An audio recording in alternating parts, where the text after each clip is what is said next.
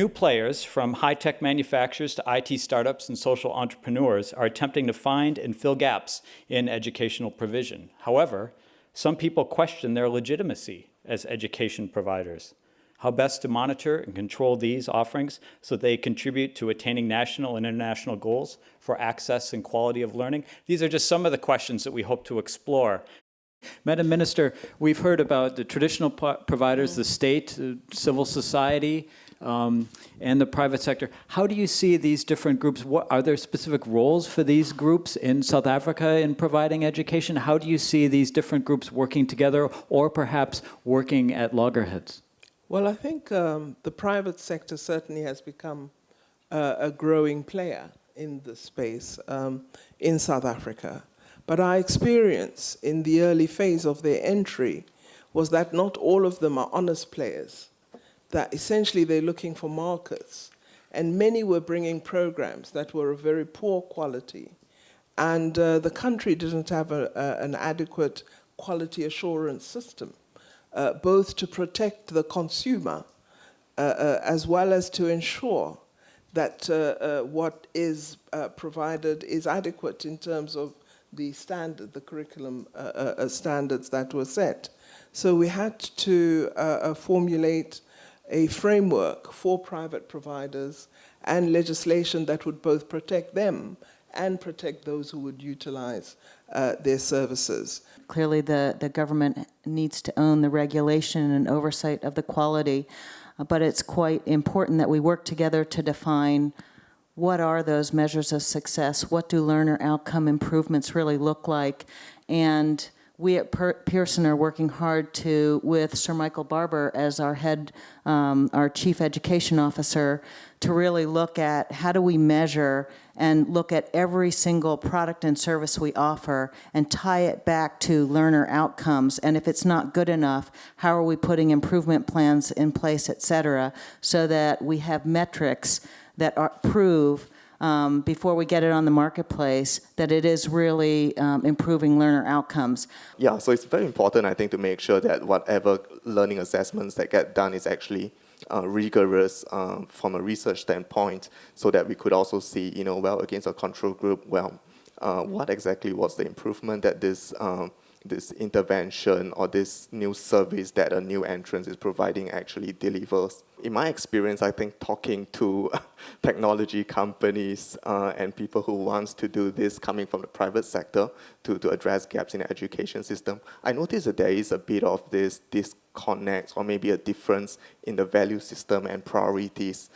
In the sense that I think commercial providers tend to be great at thinking about scalability and sustainability, and those are issues that are very important to them, and it's part of their expertise, and that's great. But at the same time, well, in this whole equation, it seems that on the other side of it, there's also this concern about education quality, in the sense that, well, the voice of the educator sometimes gets drowned out when we talk about scalability, sustainability. At the end of the day, as a good educator, we sometimes measure our success in terms of the lives that we have impacted. And every single student is a unique person, a unique story, and we don't really want to count impacts in terms of numbers sometimes. I also think new entrants are new users of the services, but also new entrants are those who devise new programs, such as the technology, the young software engineers that are being spoken of here. Recently, we had a huge challenge in South Africa in the failure of an education department to deliver textbooks to schools in a particular province.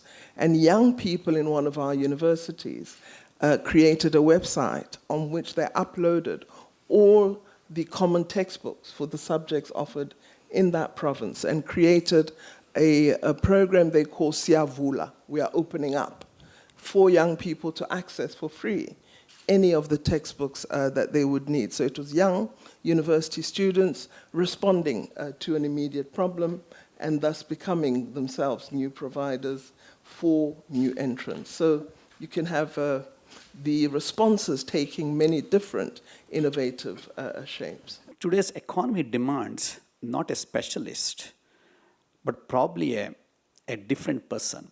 So probably in one area, people are producing generalist who knows the width-wise, breadth-wise. On the other side, there are institutions who produce a specialist. So when you're looking at the generalist versus specialist, to whom you're voting.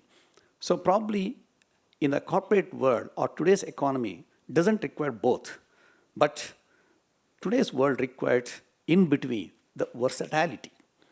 So this is the point that is, in the education space, we should strive hard. Not only that, so when you're looking at the new entrant, always people are talking about the content.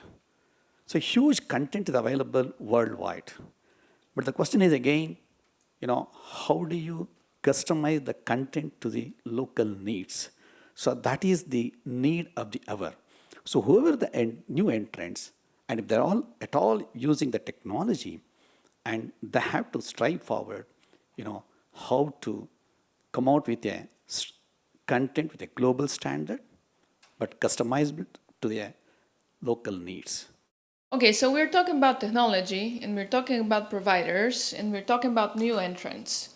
But fundamentally, the question is, why education? What purpose should education serve? What should the teacher do? What are the key building blocks that an education process should integrate in itself?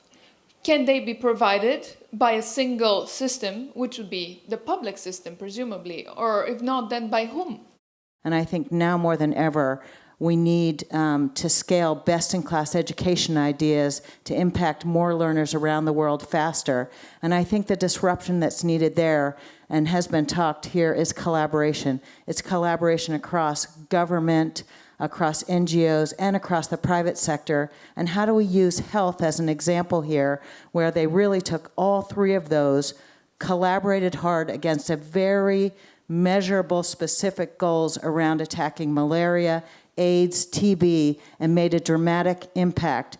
If we could disrupt ourselves to get greater collaboration in the education space against the next set of Millennium Development Goals, I think we could together make an enormous difference in education.